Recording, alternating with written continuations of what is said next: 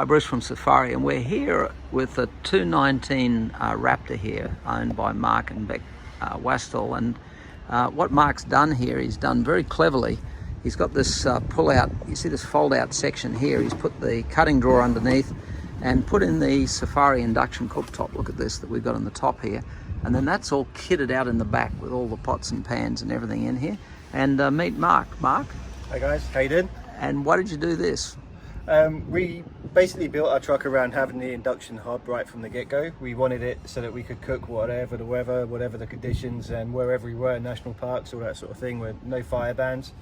So yeah, we wanted the system with the power to be able to kit this out and just be able to cook whenever and wherever. And it's worked well? It's worked fantastically for us. We use it nearly every single night. The odd barbecue in the camp kitchen, or the odd sit around the fire where permitted, but other than that, always on the hob. How good's that? Fantastic.